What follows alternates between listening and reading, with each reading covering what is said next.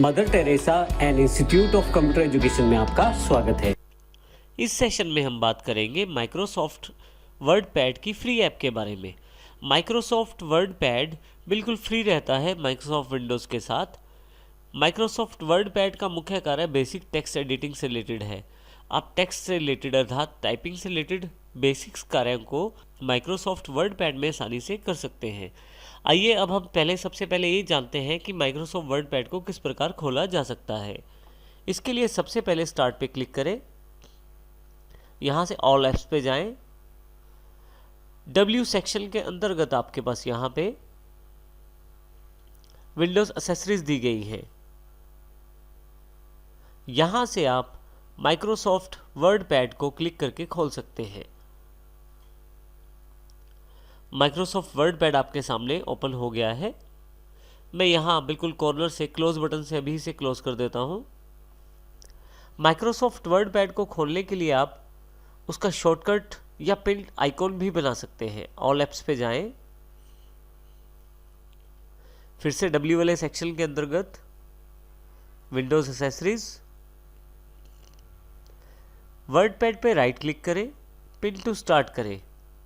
आप pin to start करेंगे तो देखें यहाँ राइट साइड पे टाइल्ड मेन्यू में आपका वर्ड पैड आइकॉन शामिल हो गया है। इसी प्रकार से यदि आप इसको टास्क बार पे प्लेस करना चाहते हैं पिन्ड आइकॉन के रूप में तो वो भी कर सकते हैं। राइट क्लिक करें, पिन टू टास्क बार करें। यहाँ देखें नीचे आइकॉन यहाँ भी अवेलेबल हो गया है। इसके अतिरिक्त वर्ड पैड को खोलने के लिए आप सर्च बॉक्स का प्रयोग भी कर सकते हैं। यहाँ पे केवल आपको वर्ड पैड टाइप करना है। जैसे ही देखिए मैं टाइपिंग करना शुरू करता हूँ, मेरे पास word pad desktop app best match section के अंतर्गत अवेलेबल हो जाता है। मैं वर्ड पैड पे क्लिक कर देता हूँ तो इस प्रकार इनमें से किसी भी तरीके से मैं वर्ड पैड को ओपन कर सकता हूँ। मेरे पास वर्ड पैड की स्क्रीन अवेलेबल है। वर्ड पैड में कुछ भी कार्य करने से पहले मैं कुछ टेक्स्ट इंक्लूड कर लेता हूँ। वर्ड पैड में सबसे पहले हम वर्ड पैड के बेसिक इंटरफेस की जानकारी लेते हैं। सबसे ऊपर की तरफ जो पट्टी दी गई है या बार दी गई है उसको हम टाइटल बार कहते हैं, जहाँ पे डॉक्यूमेंट और वर्ड पैड लिखा हुआ है। डॉक्यूमेंट यहाँ पे इसलिए दिखाया जा रहा है क्योंकि हमने अभी अपनी फाइल को सेव नहीं किया। जब हम अपनी फाइल को सेव कर देंगे तो उसका नाम, उस फाइल का नाम यहाँ पे दिखाया जाएगा। राइट हैंड साइड पे 3 ऑप्शन अवेलेबल है। पहला क्लोज करने के लिए, दूसरा आपकी फाइल को रिस्टोर और मैक्सिमाइज करने के लिए, जैसे रिस्टोर कर देता हूँ फिर से क्लिक करता हूँ तो ये मैक्सिमाइज हो जाएगा। तीसरा डेस्कटॉप से हटाने के लिए, परंतु बंद नहीं करना इसे, हमने सिर्फ मिनिमाइज़ करना है तो आप मिनिमाइज़ कर सकते हैं यहाँ से। यहाँ पे नीचे आपके पास स्टार्ट बार या टास्क बार में आपके पास ये अवेलेबल हो गया है। यदि आप यहाँ माउस रखते हैं तो एक प्रीव्यू दिखाई देता है छोटा सा, और यदि माउस थोड़ा सा ऊपर ले जाएंगे तो इसका प्रीव्यू बड़ा होकर दिखाई देगा।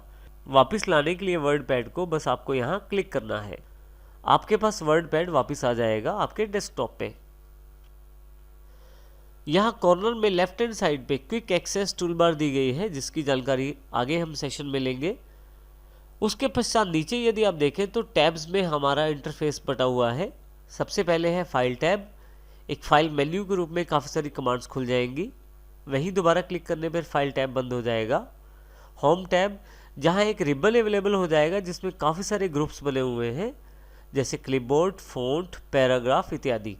और इन ग्रुप्स के अंतर्गत काफ़ी सारी कमांड्स भी शामिल हैं, जैसे क्लिपबोर्ड के अंदर कट, कॉपी और पेस्ट। इसी प्रकार से व्यू टैब हमारे पास अवेलेबल है, जिसमें जूम और हाइड और सेटिंग्स से जैसे रिलेटेड ग्रुप हमारे पास अवेलेबल है। इसे थोड़ी सी नीचे आप देखें तो एक रूलर यहाँ पे अवेलेबल है, जो कि आपके पास हॉरिजॉन्टल रूलर के रूप में कार्य कर रहा है। उससे बिल्कुल नीचे आपके पास डॉक्यूमेंट एरिया है, जहाँ पे आप अपना टेक्स्ट टाइप कर सकते हैं, डॉक्यूमेंट बना सकते हैं और उसमें एडिटिंग कर सकते हैं। उससे नीचे है स्टेटस बार। यदि आप इस पूरी बार को यहाँ से यहाँ तक देखें तो आपके पास स्टेटस बार अवेलेबल है। इसमें काफ़ी सारी जानकारियाँ समय समय पर स्टेटस बार आपको देती है, जैसे कि यहाँ पे मेरे पास कीबोर्ड पे कैप्स लॉक ऑन है तो यहाँ पे कैप्स ऑन की जानकारी दी गई है। जूम लेवल क्या है उसकी जानकारी है। यहाँ से जूम लेवल कम और ज़्यादा भी कर सकता हूँ मैं। तो इस प्रकार मैं स्टेटस बार का प्रयोग अपनी सुविधा अनुसार कर सकता हूँ।